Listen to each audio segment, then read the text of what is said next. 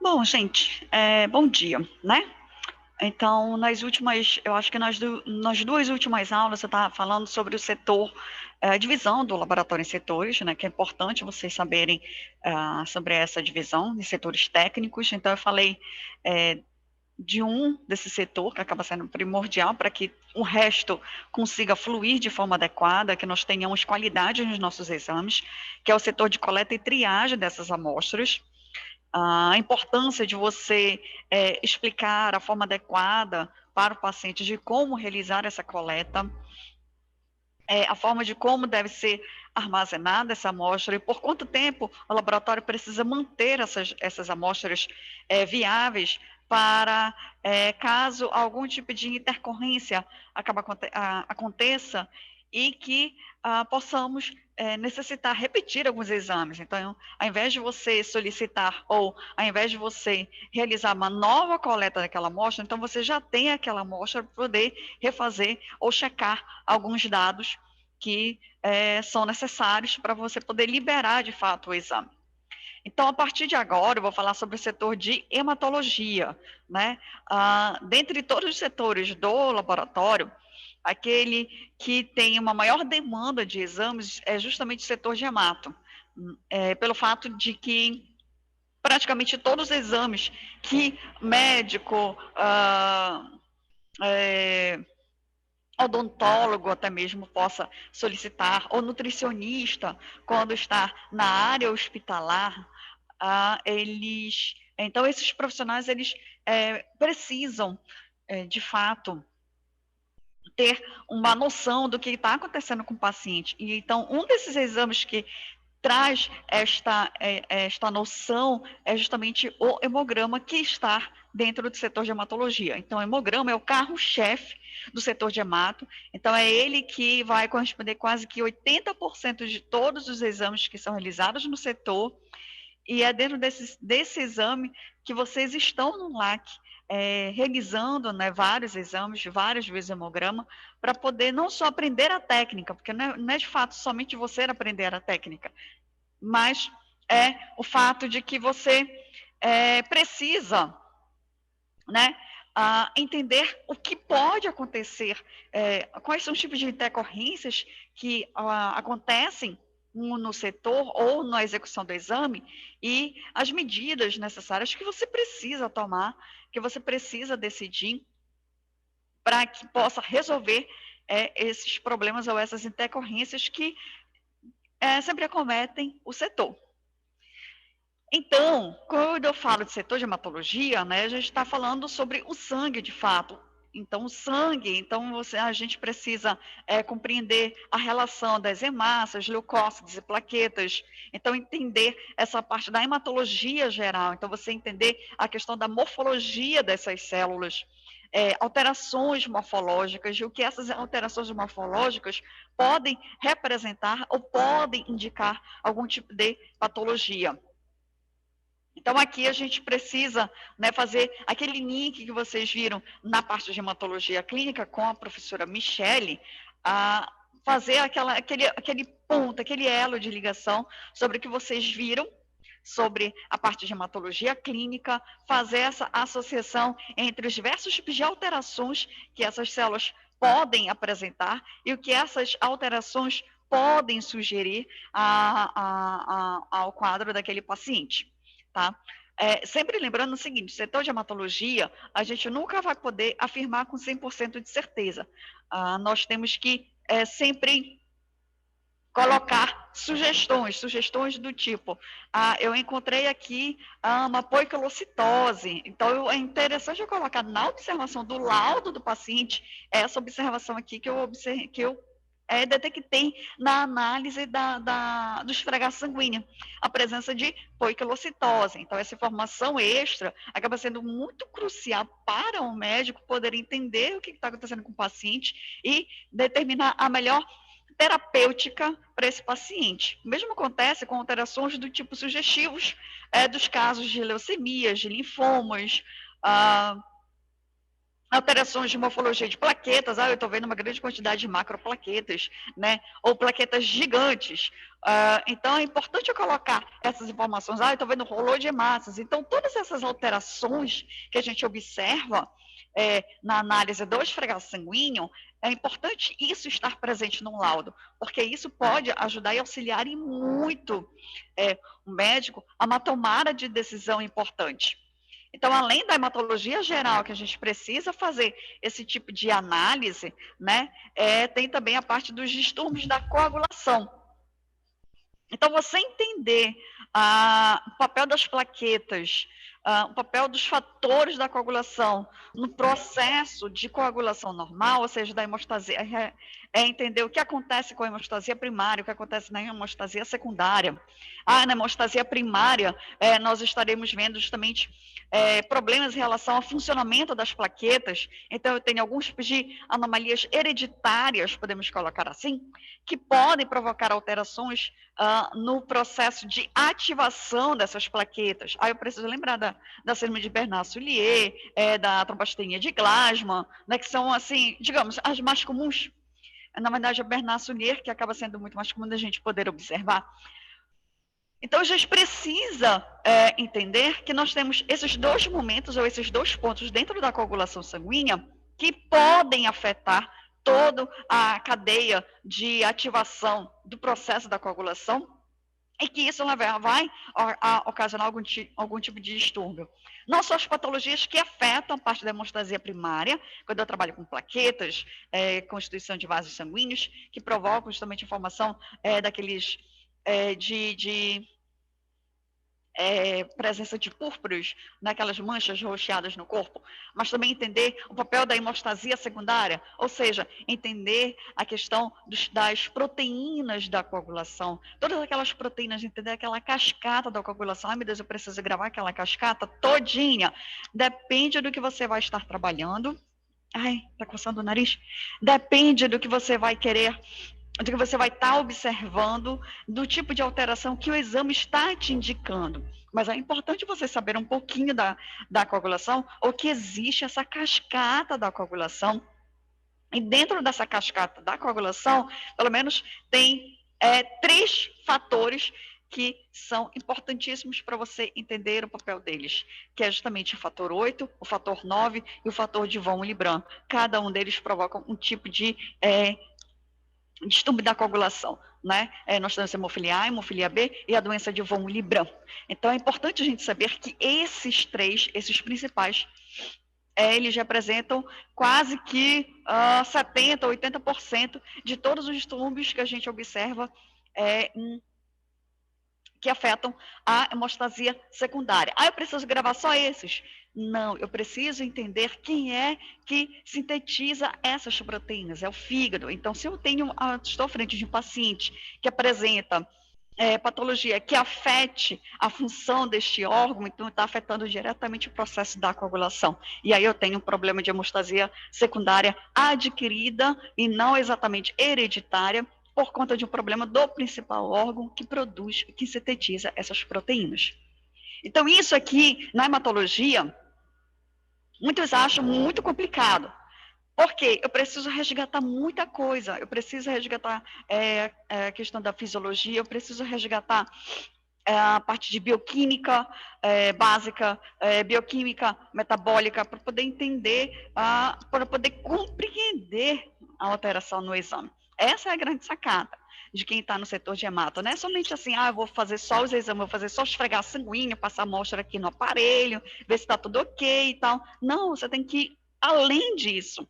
Né? Você tem que aplicar todo esse conhecimento para poder justamente entender o que pode estar provocando. Isso, estou falando de distúrbio da coagulação. A gente ainda pode acrescentar os anticoagulantes, como a varfarina, a heparina, né, que são anticoagulantes que alteram bastante os exames quando a gente realiza para poder verificar justamente a questão da ação desses medicamentos para que o paciente ele não tenha os dois extremos, que não aconteça para que ele não tende a ir a um dos extremos. O que seriam esses extremos? Ou a quantidade desses anticoagulantes orais está sendo uma quantidade muito baixa, e essa quantidade muito baixa pode levar justamente à formação de trombos, ou se o paciente está tomando uma quantidade muito alta desses anticoagulantes, então ele tende justamente a impedir que ocorra o processo da coagulação. E aí o paciente pode entrar nos quadros hemorrágicos, e esse quadro hemorrágico pode ser um quadro extremamente grave. Então, para que ele fique o tempo todo adequando a medicação, para que ele não tende ou não pende a um desses extremos, ou seja, formação de trombos ou quadros hemorrágicos, então ele precisa sempre estar no laboratório para fazer o controle em relação a este medicamento. Então, aqui entra dentro dos distúrbios da coagulação. Imunohematologia. Muitos pensam em imunohematologia do setor de imuno. Não, também tem muitos laboratórios que consideram os exames que a gente realiza, tipagem sanguínea,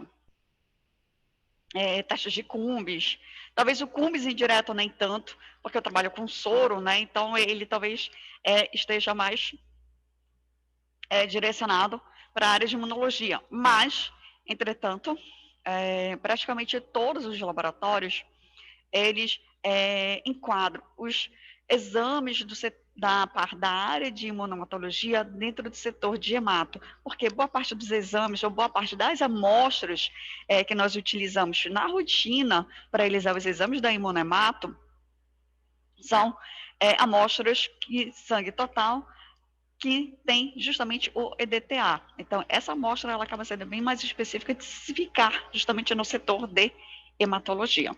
Tá? Então, aqui no setor de hemato, então não é somente ou exclusivamente você trabalhar sobre algum tipo de problema na coagulação, ou você morrer fazendo hemograma.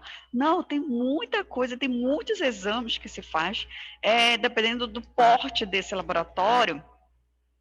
Então, ele pode abraçar muitos exames ao mesmo tempo, ou ele pode terceirizar uma parte desses exames, porque o laboratório é de pequeno porte e aí não tem condições, ou não tem uma demanda adequada para que ele possa manter vários tipos de exames, como, por exemplo, a eletroforese de proteínas, por exemplo, ou eletroforese de hemoglobina, para a gente poder verificar como é que está a quantidade dessa hemoglobina, né? Se é uma hemoglobina do tipo A, hemoglobina do tipo A2, se tem um traço falciforme, ou se tem algum outro tipo de hemoglobinopatia combinada.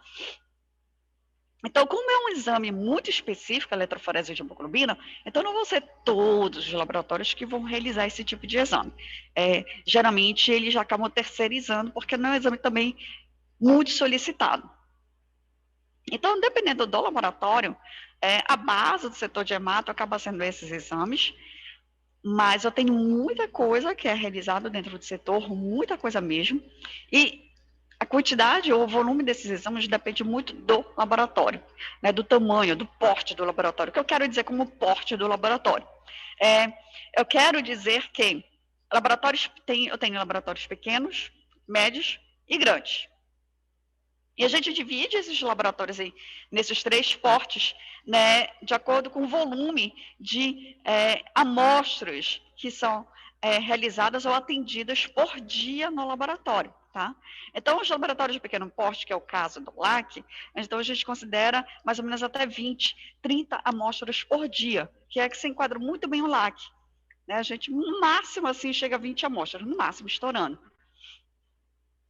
Já os laboratórios de porte médio são aqueles que realizam entre 50 até próximo de 100 amostras por dia. E olha que 100 amostras já é muita coisa, tá? E eu tenho, por último, os laboratórios de grande porte, que esses realizam mais de 100 amostras por dia, que é o caso justamente dos grandes laboratórios que nós temos aqui. O Ruth Brazão, a Amaral Costa, o LBB, o Paulo Acevedo. Então, são laboratórios que têm a central e têm os seus laboratórios, quero dizer, os seus postos de coleta. E ao juntar toda essa galera, a central e mais os postos de coleta, isso dá, dependendo do laboratório aí, deixa eu ver, O Amaral Costa, não. O Paulo Azevedo, então ele só no setor de hemato ele realiza em torno de 600 hemogramas por dia, mais ou menos isso. Pelo menos antes da pandemia. Agora eu não sei como é que está a rotina do setor de hemato, mas ele continua sendo um volume extremamente grande. Mesmo que realize, tenha caído para 300 hemogramas por dia, ainda representa um volume muito grande, né, que precisa ser processado por dia. Então, dependendo do tamanho, do porte desse laboratório, realmente o setor de hemato ele pode ser um setor que pode abraçar muitos exames ou ele pode abraçar exames básicos e aqueles outros bem mais específicos ele pode justamente terceirizar para que reduzir alguns custos para esse laboratório, tá? Então, sobre esses principais exames, e são esses que eu vou falar para vocês ao longo dessa aula sobre o setor técnico de hematologia. Então, o principal aqui, o carro-chefe é o hemograma, e aí, em segundo lugar, vem o coagulograma, classificação dos sistemas sanguíneos, então, os principais aí que a gente sempre usa na rotina do laboratório é o sistema BO e o sistema RH, sempre acompanhado, sempre, ou dependendo aí da requisição médica, para pesquisa do DEFRACO, a realização do VHS, que ainda tem umas certas, tipo, o VHS não é um exame exatamente muito apropriado para a gente poder fazer alguns tipos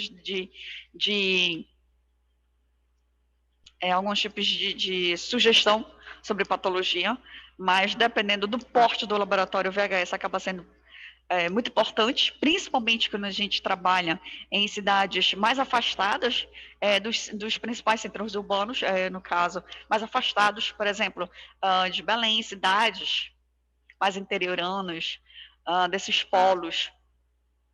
Então, o VHS acaba sendo um exame muito solicitado em algumas cidades, devido à sua praticidade de ser realizada e por ele indicar ou melhor, sugerir, na verdade, alguns tipos de patologias. Aí nós temos os testes de Cumbis direto e indireto, né? Testes de falsização, é importante esse teste de falsização, muitos laboratórios realizam, até por conta da nossa alta demanda de pacientes com traço falciforme ou mesmo com anemia falciforme, e reticulócitos, que eu também vou falar um pouquinho sobre eles, devido à importância desses reticulócitos na hora que o médico, na verdade, a gente não faz por fazer, o médico ele acaba prescrevendo, solicitando esse exame, contagem de reticulócitos, e essa contagem de reticulócitos, ela acaba sendo primordial para o médico poder determinar como é que está o grau de anemia ou direcionar uma terapêutica mais adequada para esse paciente. Então, esses são os principais exames que eu vou falar ao longo dessas aulas sobre o setor de hematologia. E aí nós vamos para o seguinte, amostra. Qual é o tipo de amostra que vamos utilizar? Né? Então, a gente sempre vai dar prioridade, de fato, Jesus amado celestial, é o sangue total, então aquele sangue que a gente colhe ou que a gente utiliza todas as propriedades do sangue, todos os constituintes do sangue, hemácias, plaquetas, leucócitos, mesoplasma, e eles têm que estar presentes ou serem colhidos com um anticoagulante específico, que é o EDTA. O EDTA vai ser o anticoagulante de escolha ou desejável para a gente poder realizar boa parte justamente desses exames. Ou seja, hemograma, classificação do sistema BO, Cumbis direto, teste de falsização, contagem de reticulócitos. Então, o EDTA aí, ele vai por comandar esses exames ou essas amostras que são importantes para serem realizadas no setor, tá? Claro que para a coagulação e qualquer outro tipo de estudo referente aos distúrbios da coagulação, o EDTA ele já não é tão indicado assim por conta justamente da ação desse anticoagulante. Lembrando o seguinte, quando a gente trabalha com a parte de coagulação sanguínea, a gente trabalha com ativação dessa cascata, dessas proteínas da coagulação, e quem faz parte dessa ativação é o íon cálcio. E o EDTA, ele faz a retirada desse íon cálcio para evitar que ocorra justamente a ativação dessa cascata. A diferença entre o EDTA e o citrato de sódio, ou seja, aquele da tampinha roxa para a tampinha azul, é que o EDTA, ele tem um poder de retirada desse cálcio muito alta. E ele acaba influenciando diretamente em todos os exames da coagulação sanguínea, diferente do citrato de sódio, ou seja, do tubinho de tampa azul, que ele contém justamente, ele tem a mesma propriedade, ou seja, ele retira o cálcio que está presente na amostra, porém, essa retirada de cálcio, por ele ser um anticoagulante com um alto peso molecular, então ele tende justamente a se depositar no fundo do tubo, tá? E com isso ele não altera ou ele não prejudica os exames necessários para a gente poder realizar a análise da coagulação dos pacientes. Então, o EDTA, né, ele é um anticoagulante que tem um peso molecular um pouco mais baixo, ou seja, ele é uma molécula um pouco mais leve, então por isso ele tende a ficar, mesmo que você centrifugue a amostra com EDTA, o EDTA ele não vai ficar exclusivamente no fundo, como acontece com o citrato de sódio. O EDTA, você vai ver uma quantidade, ver entre aspas, né? Ele tende a ficar um pouco no fundo do tubo, mas eu encontro ainda essa molécula, esse anticoagulante, ainda presente no plasma dessa amostra. Então, por conta dessas diferenças em relação à ação desses anticoagulantes, então a gente sempre precisa prestar atenção sobre o como vamos fazer a coleta, ou que tipo de tubo que eu vou utilizar para poder realizar algum exame específico. Eu preciso sempre lembrar qual é a função da DTA, qual é a função do citrato de sódio, o que é que eu vou querer em relação a esses dois tipos de tubos, para poder determinar a melhor coleta para poder realizar aquele exame. Sempre vou ter que analisar dessa forma, tá? E aí, a gente sempre tem que observar o volume. Então, olhe lá o tubozinho de EDTA, olhe o tubo de citrato de sódio. Geralmente, eles colocam lá qual é o volume máximo que o tubo comporta. Geralmente, o tubo de EDTA, o de tampa roxa, varia de 3 a 4,5. Já o tubo de tampa azul com citrato de sódio, ele comporta até 4 ml. E é importante eu saber isso, observar esses detalhes no tubo para poder fazer a coleta? Sim, é importante. Se eu não observar esses detalhes, ou se eu tiver uma coleta muito difícil, tiver um volume muito baixo de sangue, o que pode acontecer na hora de realizar esses exames? Por exemplo, para o EDTA, o volume mínimo que a gente pode trabalhar é de 3 ml, sendo que um tubo comporta 3 ml ou 4 ml, 4,5. Se eu coletar abaixo de 3 ml, uma coleta foi muito difícil, só consegui 2 ml de sangue. Será que eu consigo trabalhar com 2 ml de sangue para fazer alguns exames? Vale lembrar, ou vale destacar que a gente sempre precisa respeitar o volume mínimo para cada tubo, ou o volume adequado para cada tubo, porque eu tenho uma relação muito restrita entre quantidade de amostra e a quantidade do anticoagulante. Então, no caso da DTA, por mais que a gente olhe, parece que o tubo está meio suadinho, né? A quantidade de DTA, apesar de ser pequena, se você conseguir uma coleta ou um volume de sangue muito abaixo do ideal, abaixo de 3 ml, você vai estar entrando numa desproporção entre a amostra e o anticoagulante. Vai ter mais anticoagulante do que a amostra. Então, aqui eu posso ter um processo de hemodiluição da amostra. E isso, para realizar, por exemplo, o hemograma, acaba sendo crucial ou importantíssimo na hora de eu fazer a análise. O que poderia indicar que o paciente está tudo direitinho, tudo normal no seu exame, com esse processo de hemodiluição, eu já vou ver algumas alterações, principalmente no hematócrito, que pode estar indicando, por exemplo, que o paciente está entrando no quadro de anemia, por exemplo, mas é porque nós não tivemos esse problema em relação ao volume que eu entrei nessa desproporção entre o volume da amostra e a presença do anticoagulante. Para a análise dos distúrbios da coagulação, essa relação ela acaba sendo muito importante. Porque, como eu tenho uma quantidade ou um volume de anticoagulante muito maior, que é o caso do citrato de sódio, então, se eu não respeitar a quantidade que determina o tubo, ou seja, se o tubo determina 4 ml de sangue para aquele tubo, azul, de citrato de sódio, eu tenho que colocar esses 4 ml. Se eu colocar abaixo do que está determinando o volume ideal do tubo, ou seja, o volume de 4 ml, eu vou entrar justamente nesse problema de desproporção. Vai ter mais anticoagulante do que a amostra. E na hora de eu realizar os exames da coagulação, eu vou ver alterações nesses exames, que porventura poderiam estar indicando que o paciente está com algum tipo de patologia ou problema para poder fazer a coagulação. E, na verdade, foi um problema de desproporção ou entre a amostra e o anticoagulante. Por isso que é sempre importante a gente observar no tubinho qual é o volume lá, mínimo, o volume ideal que aquele tubo comporta para a gente justamente não ter esses problemas. Aí tem paciente que fala, mas para que tudo isso de sangue? Você só vai utilizar só um pouquinho. A gente precisa de tudo aquilo de sangue, mas por conta justamente dessa proporção entre a amostra e o anticoagulante. No caso aqui, o exame deverá ser imediatamente realizado. Se necessário, refrigerar entre 4 e 8 graus Celsius.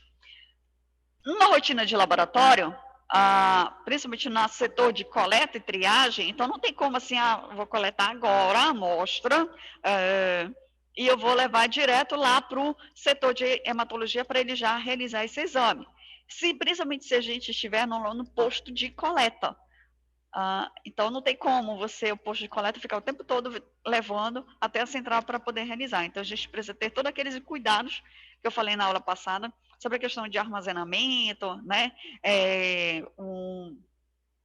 Temperatura adequada para poder armazenar esse material para depois ser transportado para o local em que será realizada essas análises. O ideal deveria ser dessa forma.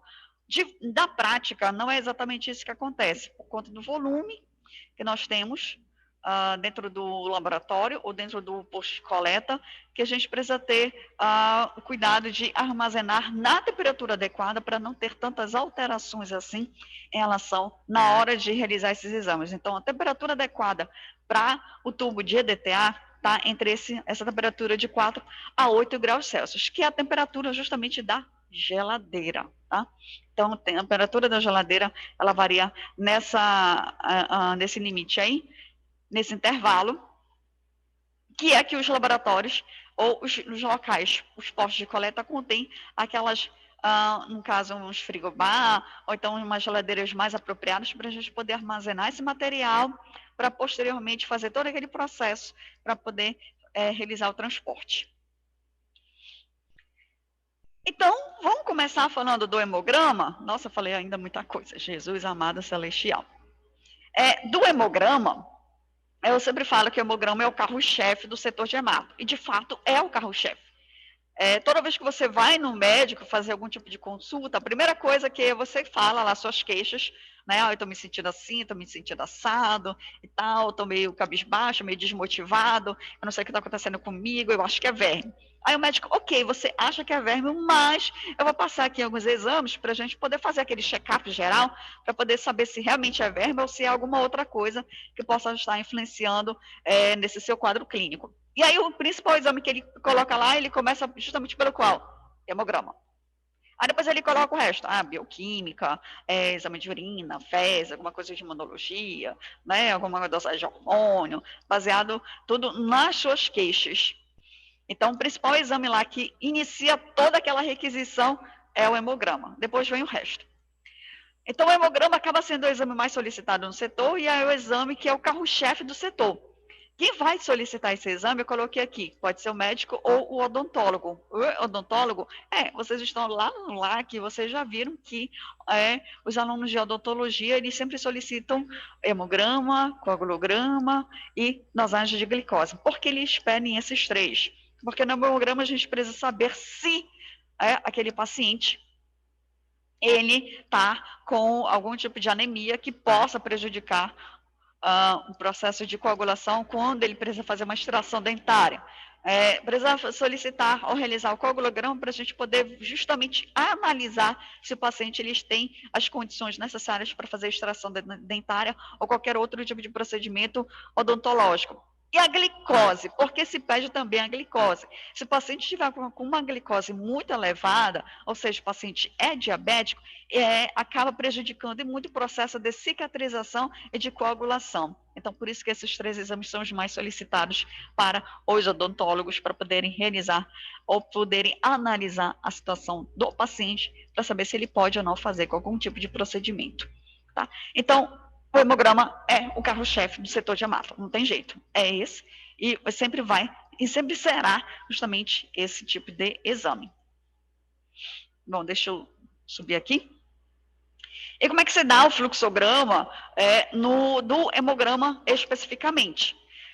Então, aqui nós temos o quê? Lá o setor de coleta, então a pessoa responsável lá faz a coleta dessa amostra no tubo de EDTA, aquele tubo de tampa roxa, né? Nesse tubo aqui tem que ter uma identificação da amostra, a identificação pode ser o nome do paciente, pode ser aquele código de barra, né? Dependendo aí do laboratório.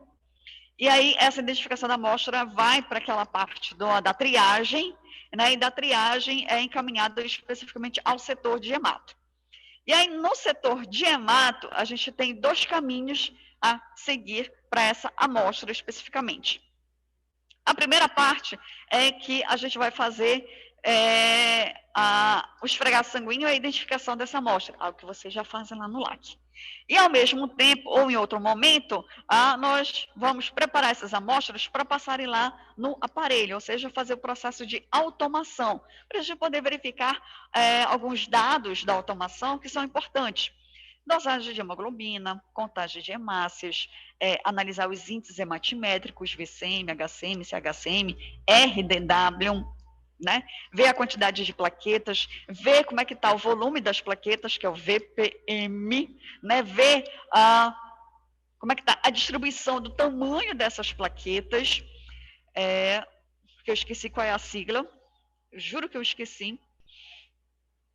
Não é essa. Quando eu lembrar, eu falo. Eu esqueci a bendita siglazinha, que a gente precisa observar também. Então, dentro da automação, eu vou falar também da automação, que eu acho que a professora Michele não deve ter falado sobre o processo de automação do setor de hematologia ou dos aparelhos de hematologia.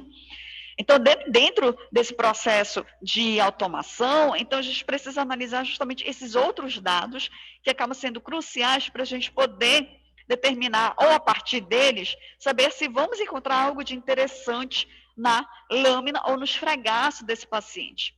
Então, é sempre importante a gente seguir esses 2 caminhos, né? Fazer o processo da determinação na automação, para a gente poder verificar de forma geral como é que estão essas células, hemácias, plaquetas e leucócitos, e a partir da análise dele, a gente já mais ou menos saber o que podemos encontrar na lâmina desse paciente. Então, fazer aqui, após disso, né, passar a amostra no aparelho, anotar esses resultados, aí anotar pode ser manualmente, ou pode sair já um papelzinho já com as informações impressas, ou se for um laboratório em que já tem um interfaceamento, então já sai diretamente do aparelho, já liga ou já passa diretamente para o computador, já tudo certinho, já com essas informações, para serem ainda não liberadas, mas sim para serem analisadas e saber se precisa fazer alguma correção em algum fator ou em algum índice ou alguma determinação que o aparelho acabou fazendo aí, que você acha que tem alguma coisa de errado. Mas aí, o que você vai fazer? Você vai observar no esfregar sanguíneo após a coloração da lâmina, analisar 2 coisas importantes. Analisar a série vermelha, ou seja, você vai analisar as hemácias, você vai analisar a morfologia das hemácias, para saber se bate as informações das hemácias com o que está aparecendo na automação em relação à análise das hemácias. E aí, justamente, de acordo com a realidade do LAC, você vai fazer a contagem diferencial de leucócitos para poder saber a distribuição desses leucócitos e se essa distribuição está relacionada ou não a algum tipo de patologia que, porventura, possa estar aparecendo nesse paciente que foi acusado durante o processo de automação. Então, esse é o fluxograma. E aí você vai juntar essas 2 informações da automação com esse processo manual da análise das lâminas para você poder fazer uma análise completa do hemograma, saber o que tem de errado, o que está acontecendo com as hemácias, com as plaquetas, ou com os leucócitos desse paciente, para saber se tem associação com algum tipo de patologia, ou até mesmo, você já sabe qual é a patologia, mas aí precisa fazer o acompanhamento desse paciente para saber se ele está respondendo de forma adequada à terapêutica instituída ou não. Né? Então, o hemograma ele acaba sendo um exame que você tira o raio-x do paciente naquele momento.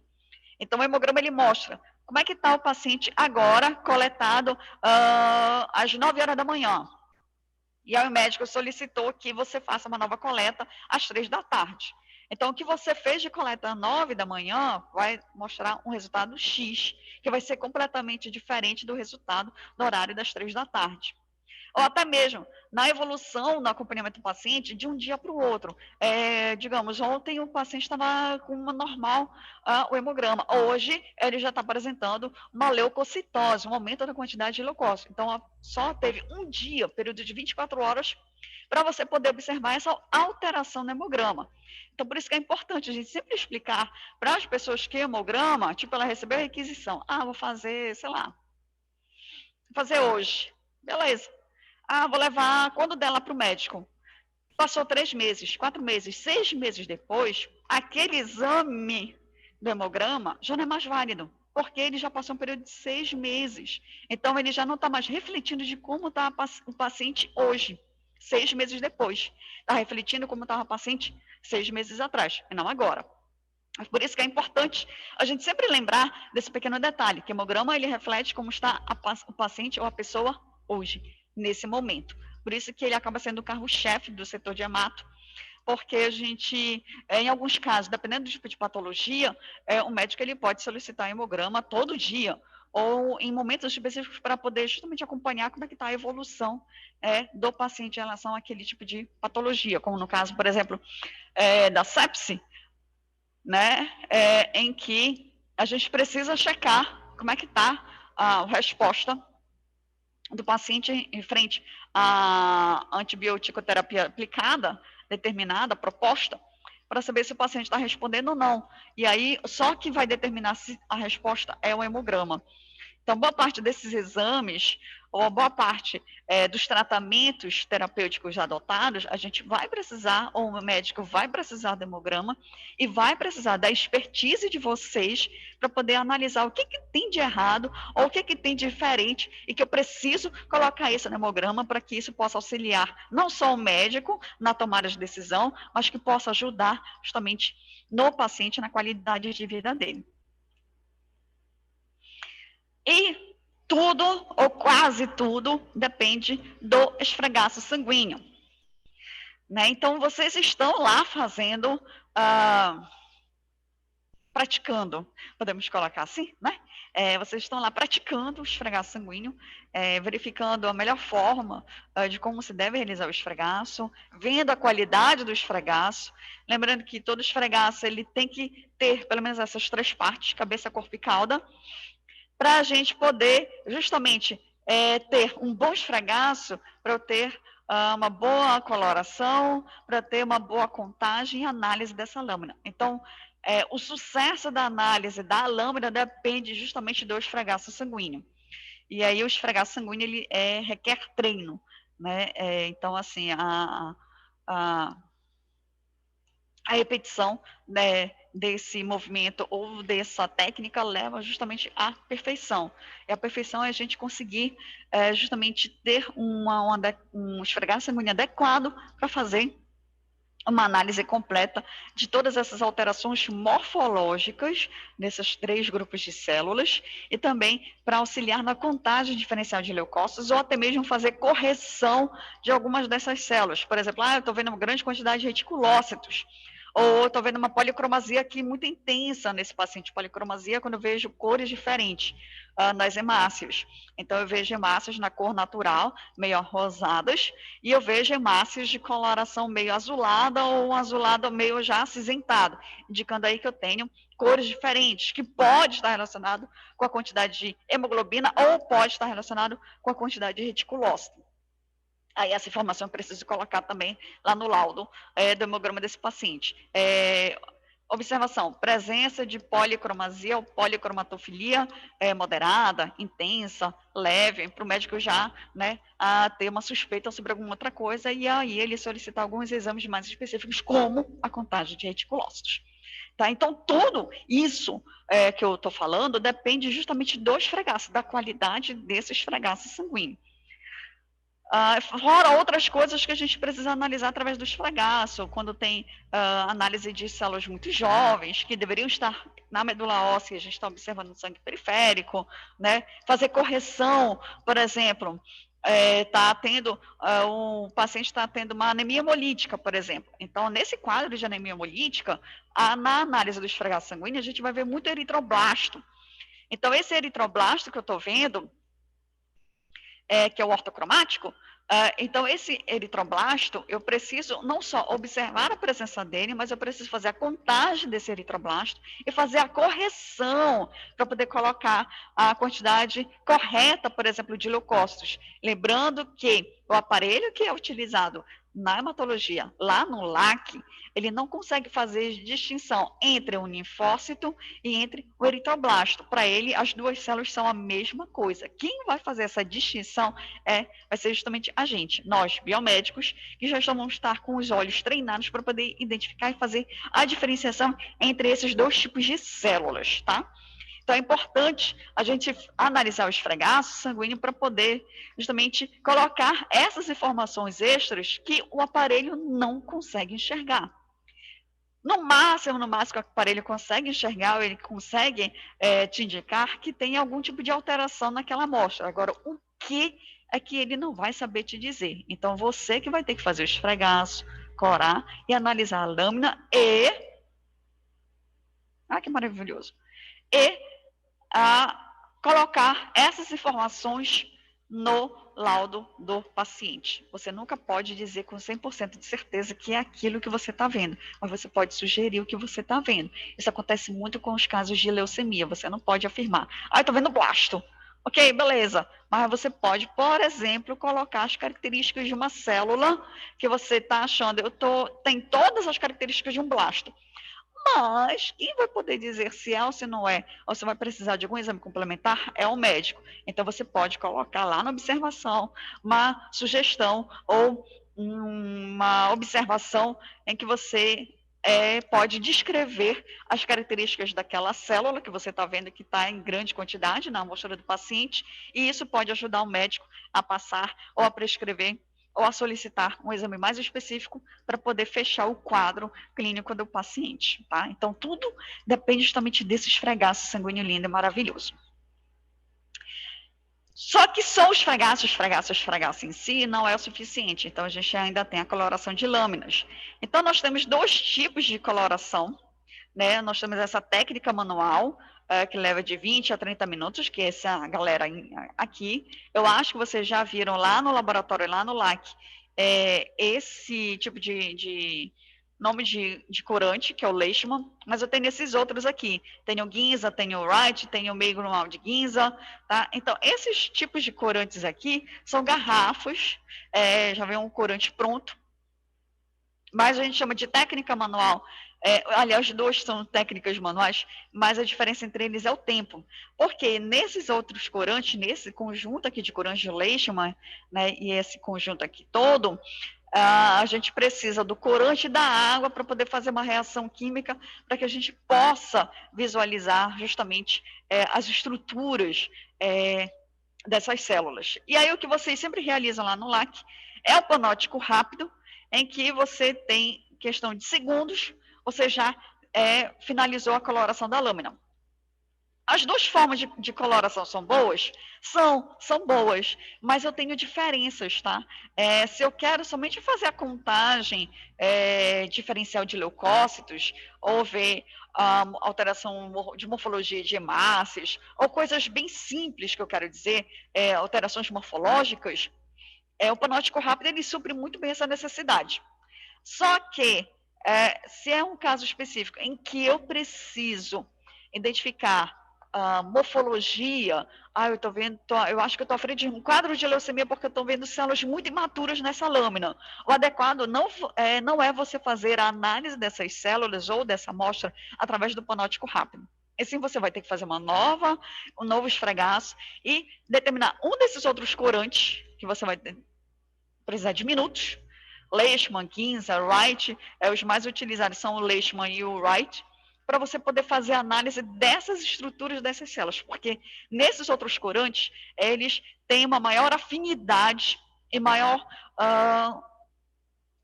revelam, na verdade, melhor essas estruturas que ajudam e muito na identificação, na diferenciação entre essas células. Então, o panóptico rápido, ele quebra o nosso galho, assim, muito bem. Só que nesses casos bem mais específicos, o panóptico rápido, ele já não supre essa necessidade. Aí eu tenho que utilizar esse outro tipo de corante, para poder justamente analisar com muito cuidado essas nuances que a gente precisa detectar na morfologia dessas células. Então, por isso que nós temos esses dois tipos de coloração, ou esses dois tipos de corantes, grupos de corantes, dentro do setor de hemato. E os dois são utilizados muito bem. Para vocês terem uma ideia, o panóptico rápido, na verdade, esses outros corantes, eles já existem no mercado há décadas. E o panóptico rápido, ele surgiu, ou ele foi pensado para poder analisar justamente os quadros ou fazer a identificação do plasmódium. Né? Então, aqui no nosso país, então, tem um alto índice de casos de malária. Então, pela coloração tradicional, que é esse Leishman, Wright, Ginza, demora muito para a gente poder colorar, para a gente poder analisar. E às vezes a gente precisa, no caso médico, o paciente está muito mal, está grave, e o médico precisa fazer precisa passar uma terapêutica específica, só que aí precisa determinar qual é o tipo de plasmodium. É o falciparum? É o vivax? Qual é? Né? E aí, esses tipos de corantes, eles não ajudam muito nesse sentido, para que você tenha uma resposta rápida. E aí, por isso, que pensaram e surgiu o panóptico rápido para poder, pensando nesse detalhe. Então, o panóptico rápido, ele foi pensado para o diagnóstico, auxiliar no diagnóstico da malária, na identificação da espécie do plasmódio e também determinar qual é a posição, em que fase do ciclo biológico esse plasmódio se encontra. E hoje ele é utilizado na prática mesmo do laboratório, só que aí a gente tem que ter o cuidado na distinção entre esses dois tipos de corantes para poder saber em que momento eu vou utilizar o panóptico rápido e em que momento eu vou utilizar esses outros corantes. E aí é nesses detalhes, nessas nuances, que vocês precisam sempre checar qual é o tipo de corante que deve ser adequado para aquele momento, para aquela amostra especificamente. E aí, gente, quando se faz o esfregaço, quando ele está lindo, maravilhoso, tudo certinho, né? Então, a gente tem esses 3 pontos, né? Cabeça, corpo e cauda, em que a gente precisa observar justamente a questão da qualidade ou da forma como a gente deve estar observando esse esfregaço. Então, logo no início do esfregaço, né, nós temos um acúmulo muito grande de sangue e isso prejudica muito a visualização da morfologia dessas células. Então, o início do esfregaço a gente jamais vai recomendar para você poder observar. A não ser, entretanto, todavia, em que seja um caso em que o paciente ele está com um quadro de leucopenia, a quantidade de leucócito está muito baixa. E aí você precisa percorrer praticamente toda a extensão do esfregaço sanguíneo para poder verificar se tem algum tipo de alteração em morfologia ou na presença de algum tipo específico de leucócito que possa te ajudar. Fora isso, nunca a gente vai recomendar que você inicie a análise do esfregaço sanguíneo logo aqui no início dele, no caso, a cabeça, por conta desse problema aqui que nós vamos observar. A área é muito espessa para observação.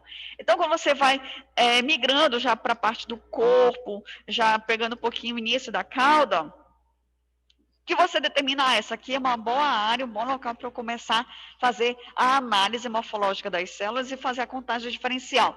É porque você já consegue ver de forma muito clara a morfologia das hemácias. Então, você vê a morfologia dessas hemácias, tudo direitinho, né? Então, a partir desse ponto que você consegue verificar a morfologia não só das hemácias, mas os leucócitos, eles estão no tamanho ou num formato que você consiga diferenciá-los, então você já pode determinar, a partir deste ponto, eu vou utilizar aqui para poder fazer a análise dessas células e fazer a contagem diferencial. Então, e aí, em alguns casos, a gente precisa ir até um pouquinho da cauda. Mas lembrando que a cauda em si mesmo, ela não é muito adequada para a gente poder fazer essa contagem ou essa análise, porque aqui as células já estão mais espalhadas, muito mais espalhadas.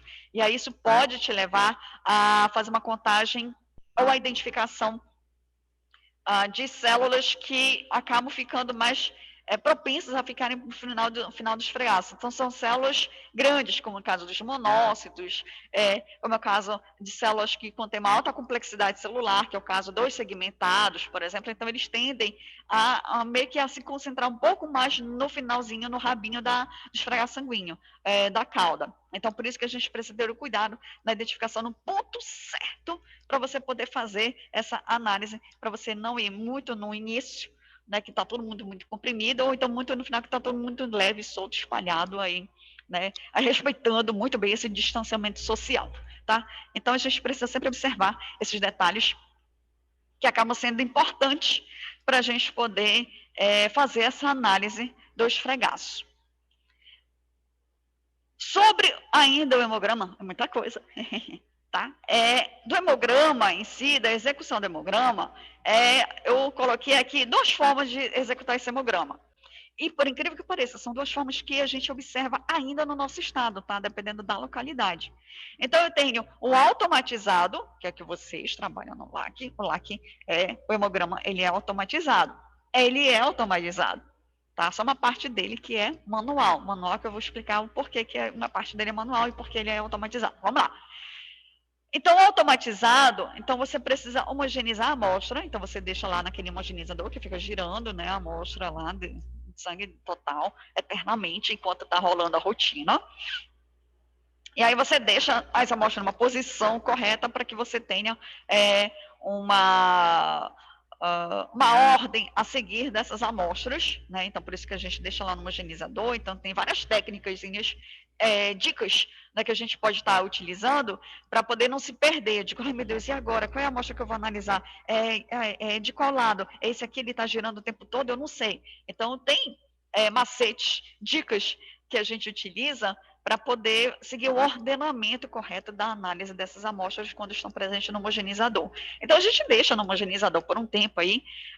O correto, após a coleta, é deixar pelo menos 5 minutos, o tempo mínimo, para ficar no homogeneizador. 5 minutos para a amostra realmente ficar muito bem homogeneizada antes de você passar essa amostra no aparelho. Então, o tempo mínimo é esse, 5.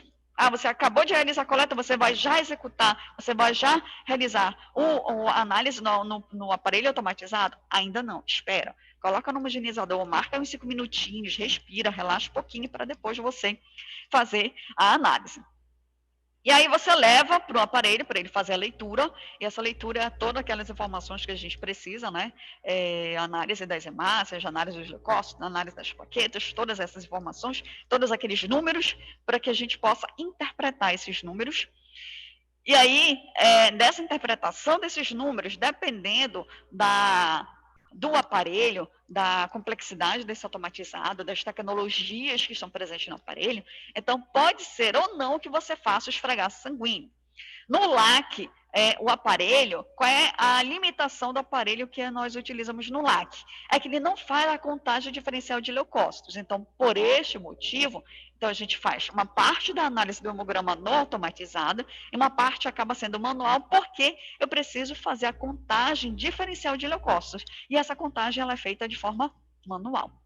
Se for um aparelho automatizado grande, né, como é no caso de um hospital, eu não posso, não dá para perder tempo. Vou fazer o esfregaço, corar, fazer a contagem e tal. Às vezes não dá para você, não tem esse tempo extra para você poder fazer essas análises. Então, você precisa de um aparelho mais robusto, com outras tecnologias ou com mais tecnologias embutidas nesse aparelho, para que ele possa te dar o máximo de informações possíveis. E mesmo assim, esses aparelhos grandes, robustos, eles também apresentam limitações. Então, sempre vai precisar do biomédico para poder fazer a análise da lâmina dessas amostras. Não adianta. Então, você acha que não, estou trabalhando no hospital, não vou precisar fazer um esfregaço sanguíneo. Mano, desce, esquece. Você vai precisar fazer o esfregaço sanguíneo. Simples, tá? Vai precisar. Então, nos aparelhos automatizados, então eles são uma mão na roda, não vou negar, que eles ajudam bastante a nossa vida, só que eu preciso ter o cuidado, porque como eu estou trabalhando com o aparelho, então eu preciso sempre observar a questão da calibração. O aparelho a gente passa por um processo de calibração.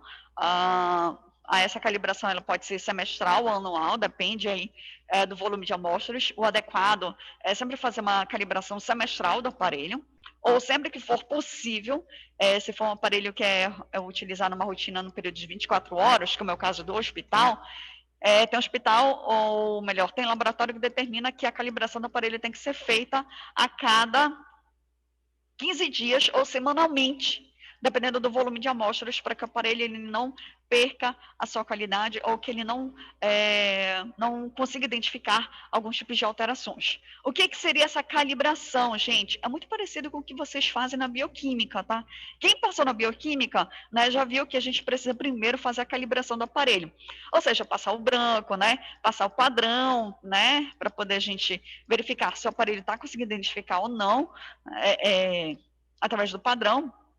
E aí, dependendo do aparelho, ou dependendo do que tem no laboratório, passar aqueles controles que a gente já sabe mais ou menos o que eles podem dar. Então, controle alterado, controle normal, controle baixo, que é justamente a variação biológica que a gente encontra na população. Então, a calibração no aparelho de hematologia é justamente isso, a gente fazer com que o aparelho consiga identificar essas alterações, volumes ou quantidade de células muito baixas de hemácias, de leucócitos, de plaquetas, que ele consiga identificar tanto os volumes baixos, quanto os normais, quanto os elevados. Então, ele precisa identificar essa variação que a gente encontra na rotina do setor. Então, por isso que a gente precisa fazer a calibração e tem que fazer o manuseio correto do aparelho. Por isso que existe o manual do aparelho, que ali tem várias informações de como você deve utilizar o aparelho, volume, até mesmo tem alguns aparelhos no manual do fabricante que ele coloca até mesmo o volume da amostra que você precisa ser coletada para que não interfira na análise.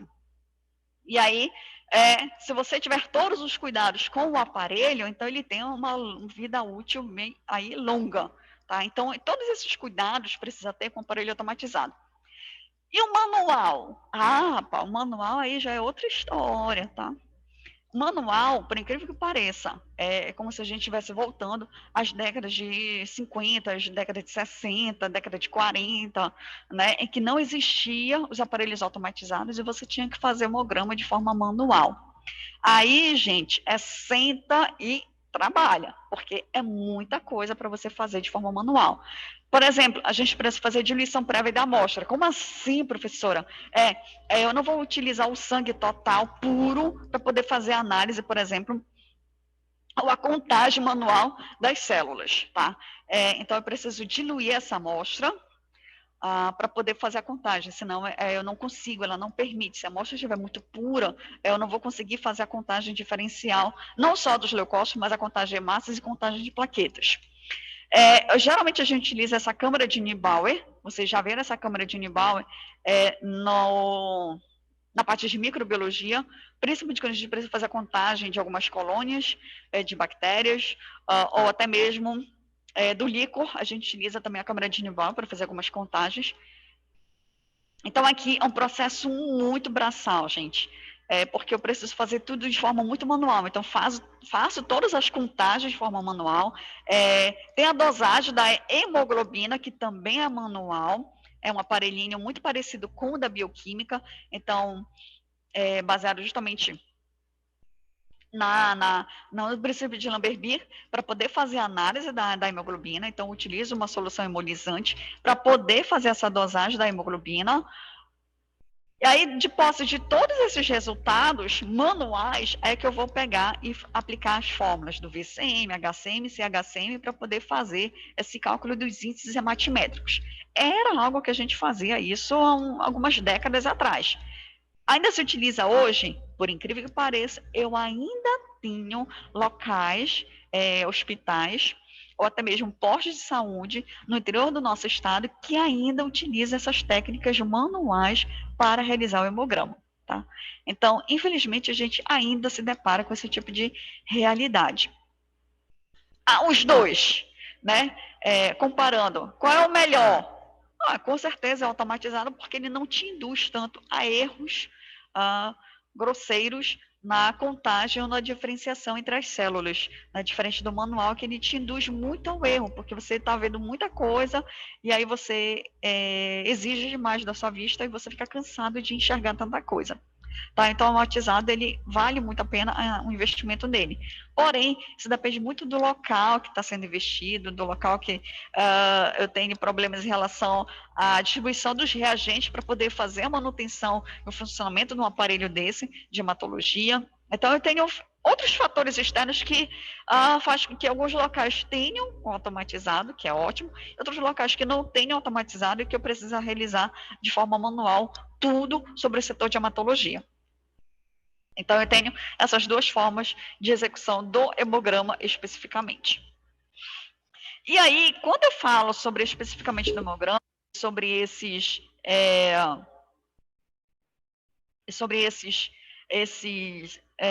aparelhos, principalmente os automatizados, eles têm princípios que regem esses aparelhos para que eles possam funcionar de forma adequada. Então, um desses princípios é a impedância elétrica, baseado na física. Eu não vou entrar na física especificamente, mas a ideia da impedância elétrica é que é o seguinte: as células sanguíneas, elas não são boas condutoras, né, de eletricidade. Essa é a ideia principal. Se as células elas não são boas condutoras de eletricidade, então eu posso colocar um meio condutor, uma solução eletrolítica que possa, nessa solução, gerar corrente elétrica. Então, é o princípio do aparelho que vocês utilizam lá no LAC, tá? O aparelho aqui, ele tem o princípio da impedância elétrica. Então, eu tenho uma câmara dentro do aparelho, que tem um líquidozinho que vai estar com os condutores lá, para poder fazer a passagem da corrente elétrica. E qual é a ideia? Como as células sanguíneas elas não são boas condutoras de eletricidade, então tem uma pequena abertura que ela fica captando justamente a eletricidade. Quando a célula sanguínea passa nessa abertura, há um pequeno interrompimento na passagem dessa corrente elétrica. Então, esse pequeno interrompimento gera um pulso, indicando, opa, passou uma célula aqui. Então, à medida que vai passando cada célula, o aparelho vai indicando, vai lendo da seguinte forma: parou a detecção da corrente elétrica, então passou uma célula e aí ele faz a contagem de uma célula, que a gente diz que são impulsos elétricos. Então, cada célula que passa por um orifício, ela gera um impulso elétrico e cada impulso elétrico é contado para que a gente possa ter a quantidade dessas células de forma bem específica. O que eu quero dizer é isso aqui, tá? Então, eu tenho aqui uma câmara. Então, na verdade, dentro do aparelho, eu tenho duas câmaras. Uma para contagem da série vermelha e outra para contagem da série branca. A série vermelha que eu estou dizendo é massas e plaquetas. A série branca são os leucócitos. Então, aqui dentro eu tenho dois eletrodos, tá? Então, esses eletrodos, eles mantêm uma corrente elétrica passando aqui. Essa solução é uma solução isotônica, que não permite com que, por exemplo, as hemácias elas sofram lise. E aí, à medida que a célula vai passando nessa pequena abertura, que é esse detalhe bem aqui, essa abertura aqui, ela está o tempo todo detectando corrente elétrica. Quando a célula passa nessa abertura, a corrente elétrica para. E aí ele interpreta o seguinte: opa, passou uma célula aqui, eu vou já interpretar essa célula como uma contagem, por exemplo, uma hemácia. Então, à medida que vai passando várias células aqui, então vai interrompendo várias vezes a corrente elétrica. E aí, essa interrupção momentânea, o aparelho acaba fazendo com que, interpretando que essas pequenas interrupções são as hemácias, por exemplo, que estão passando, e aí ele faz a contagem dessas hemácias especificamente. E aí, por isso que a gente tem lá, e aí isso é muito rápido, são questões de milissegundos que esse aparelho faz essas contagens, e ao final a gente tem lá a quantidade de hemácias, 3,6 milhões por milímetro cúbico, né? Ou 6 milhões de hemácias por milímetro cúbico. Como é que ele chega a essa contagem tão rápido? Porque tem essa abertura que faz essa contagem através dos impulsos elétricos que essas células provocam. Já na questão dos leucócitos, por exemplo, dos leucócitos, junto com essa solução, ainda tem uma solução hemolizante, ou seja, vai lisar as hemácias, tá? E ao lisar as hemácias, o que vai liberar nesse meio? Vai liberar justamente a hemoglobina. Então, além da contagem dos leucócitos, na outra câmara, vai fazer não só a contagem dos leucócitos, como na outra câmara também vai fazer a dosagem da hemoglobina. E aí o aparelho já tem todo o software lá dentro, já para ele fazer todas aquelas, os cálculos dos índices hematimétricos, VCM, HCM, CHCM. Os outros índices estão lá, por exemplo, o RDW, ele é um índice hematimétrico, eu não posso nem dizer que é um índice hematimétrico, mas é um índice secundário, advindo justamente do aparelho, né, que a gente analisa no RDW, justamente a anisocitose, populações de massas diferentes. Então, todas as informações que a gente observa no aparelho automatizado, como VPM, tem outro dado que eu não lembro qual é, esse diacho desse outro dado, além do VPM, que é o volume das plaquetas, tem um bem parecido com o RDW, das hemácias também.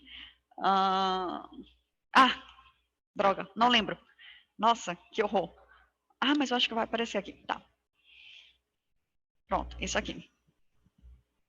Então, o aparelho, ele consegue fazer justamente essas... identificar as células, mas ele não consegue identificar exatamente qual é o tipo de célula. Mas essas células, elas geram esses impulsos elétricos, e cada impulso elétrico, ele representa a contagem de uma célula. Esse aparelho é muito bom? Com a impedância elétrica? É muito bom. Ele revolucionou a parte do setor de hematologia? Com certeza. Mas ele ainda tem certas desvantagens, que aí é por isso que a gente ainda faz o esfregaço sanguíneo e faz a leitura ou análise das lâminas. Por quê? Ele só consegue detectar passagem de células que geram impulso elétrico. Ele não consegue identificar a complexidade dessas células. Essa é a grande diferença. Ele só consegue detectar presença de células. Complexidade, não. O que eu quero dizer com complexidade? Por exemplo, ele não consegue diferenciar os leucócitos. Ele divide em 3 grupos os leucócitos. Mas ele não consegue identificar quem é o monócito, quem é o basófilo, quem é o eosinófilo, quem é o linfócito. Ele não consegue identificar completamente. Ele faz mais que uma margem. Eu acho que de acordo com o tamanho, ou de acordo com o tamanho dessa intensidade desse pulso elétrico, essa célula, ela se enquadra nesse grupo aqui. Aí ele vai e joga no grupo específico aquele, de acordo com a análise daquele pulso elétrico. É isso que ele faz. Por isso que a gente precisa fazer ainda o esfregaço sanguíneo, porque ele não consegue determinar quem é quem nessa história. E tem outras desvantagens. Como ele não consegue identificar isso, caso eu esteja à frente de uma amostra que apresente macroplaquetas ou plaquetas gigantes, e essas plaquetas podem ser do tamanho de uma hemácia, ele não vai conseguir diferenciar. Eu estou frente de uma hemácia, isso aqui é uma plaqueta. As duas têm o mesmo tamanho, o mesmo volume. Para ele, isso não importa, porque as duas células geram o mesmo impulso elétrico. Então, ele acaba juntando e dizendo, tanto faz, se é massa ou se é plaqueta. Para ele, tem lá o tamanho específico desse impulso, que é de hemácia. E ele conta aquela plaqueta gigante, como hemácia. E aí você, como biomédico, você tem que analisar e depois observar os dados gerados.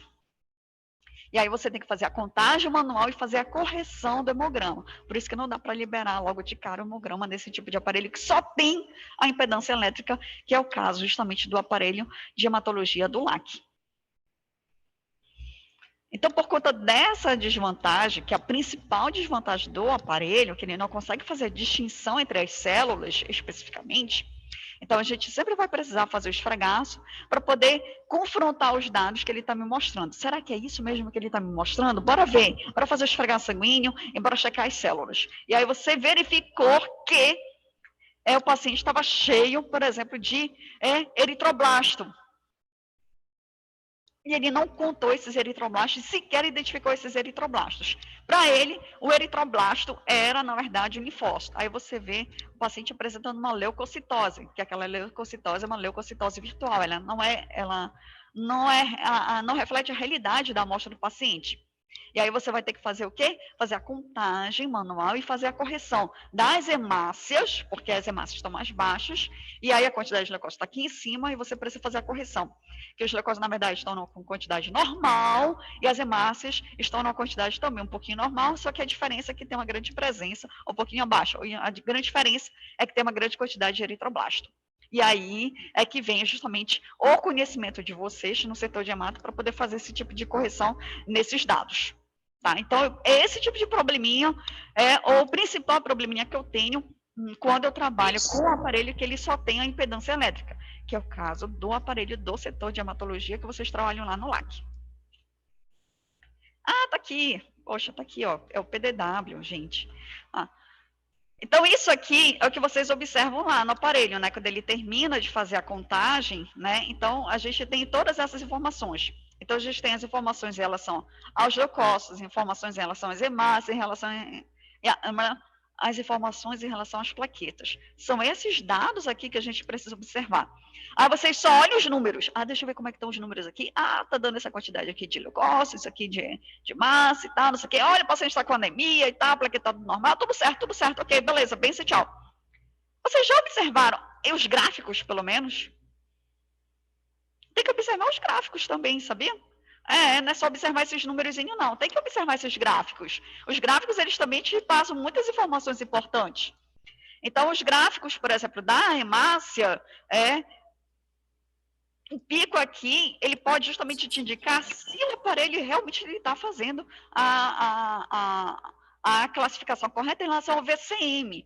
O mesmo acontece em relação às plaquetas, por exemplo. Se as plaquetas estiverem com volume muito grande, então elas tendem, esse pico ele tende a ficar cada vez mais próximo daquela casa dos 20, dos 15, 20, 25, por exemplo, que é o limite que ele consegue identificar. Olha, até 25 do tamanho dessas plaquetas, ele consegue ler como plaquetas. Passou desse tamanho de 25, ele já lê como hemácia. Então, por isso que eu tenho essas diferenças aqui. Em relação, a mesma coisa acontece em relação aos leucócitos.